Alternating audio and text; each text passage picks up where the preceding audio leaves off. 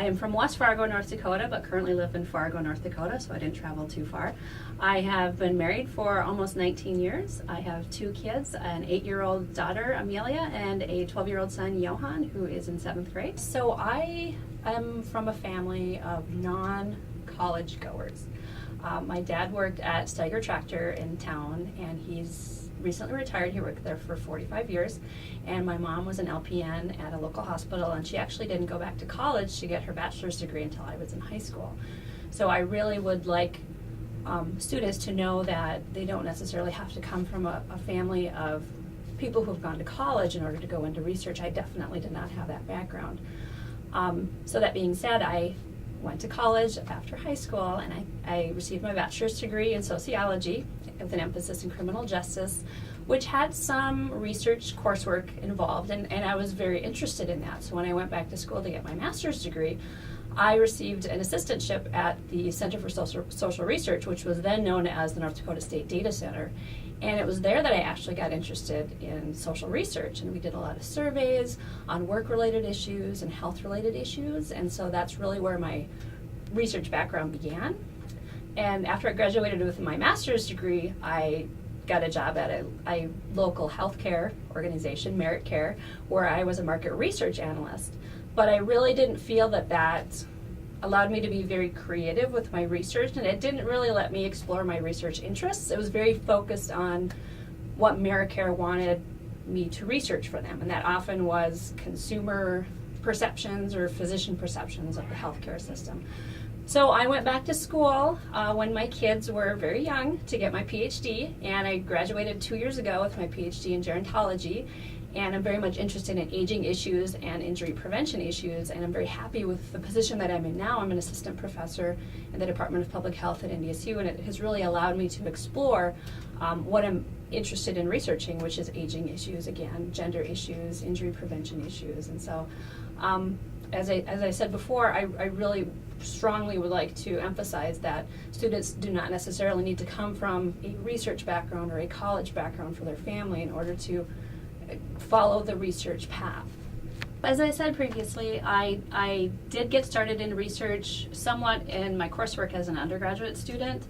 I really started to get more into research when I was a graduate student, and I had my assistantship at the data center. And some of the projects that really drew me into research that we were working on were specifically, they did a lot of survey work and focus group work, specifically state projects where the Department of Health would request, for example, a survey on the workforce in the state to determine the interest in health-related occupations. Or there was one specifically where we did an analysis of the Fargo-Moorhead area to determine what perceptions were related to several health-related issues such as crime, aging issues. It was incredibly interesting being part of the project because as a new graduate student, I had no experience formally with career projects, I guess you would say, and it was very exciting to be involved with the development of the surveys, the decision making in regards to the topics that would be covered. I was involved with in the meetings. It made me feel very important as a graduate student, and it made me realize that I did have the experience because of my education to be at the table with these other researchers and to contribute. And so that was really when I realized this not only was interesting for me, it made a smart career choice for me, and it gave me a lot of really great experience. So in regards to mentorship, I wouldn't say I had formal mentorship, and I think that's something I wish I would have had, especially as an starting as an undergraduate. As an undergraduate student, I didn't feel empowered to speak to my professors about being involved with their research. And often we would hear from instructors in my courses that if you're interested in research, you should talk to your instructor or talk to a professor, and I didn't have the confidence to do that. I really wish I would have earlier, because I think that would have helped me out and given me more confidence earlier to explore my research interests. When I started at the State Data Center, my supervisor, Dr. Richard Rathke, was my supervisor, and in certain ways he did mentor me in regards to the research process, but I wouldn't have considered him a formal mentor.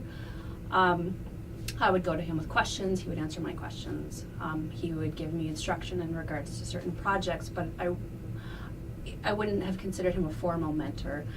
So if I were to give advice to undergraduate students or somebody who is starting a graduate degree, to definitely go out of their way to contact their professors, people they know that are doing research, and to try to be involved with that research in any way that they can, whether it's a small part in helping to format a survey, or if it's a larger role in actually disseminating the survey or gathering data. I would highly recommend that. So currently I am interested in injury prevention and aging issues, and just to go back a few years, my research interest in injury prevention specifically started when I was a research associate at the Upper Great Plains Transportation Institute here at NDSU. And we had, our focus was on rural transportation issues, so I actually cut my teeth on a lot of projects that had to do with impaired driving and seatbelt use. And adolescent drivers or teen driving issues. And so we would do observational surveys where we would actually go out on the road, and you might have seen these in June. Every June, North Dakota does a statewide seatbelt survey, and we were responsible for going out and collecting that data. And so we had graduate students that would help us with that process.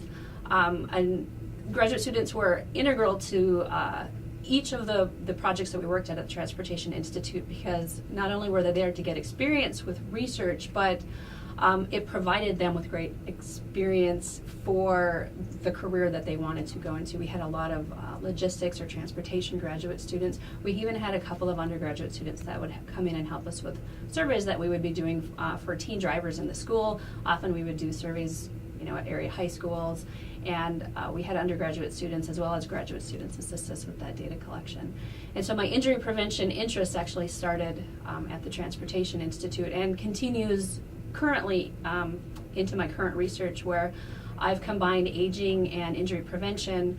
My current research actually focuses on driving issues and aging, and I'm very interested in whether or not healthcare providers are speaking with their older patients about driving safety or stopping driving. As we know, as we age, we go through physical and mental changes that often leads to stopping driving, and our healthcare providers actually addressing this in the office is very important, especially in North Dakota, where we have such a large older population, and our population is just aging. One thing I do believe that the research that I'm doing, often it is connecting with healthcare providers, focus groups, or conducting surveys. It would make for a great experience for graduate students or even undergraduate students to assist with. I would say that going into research, I was like them in that I was not confident at all about my abilities, and to be more confident about their current abilities, but to also understand that they're not going to be an expert going in, and that's part of the process, is learning the research process. And I would like to say that I am not an expert. So I've been doing research for 15 years, and I still do not consider myself an expert in social research. I am constantly asking questions and looking for new methods and wondering why people are doing certain things, or finding out new ways about asking certain research questions. So students shouldn't feel intimidated by the process.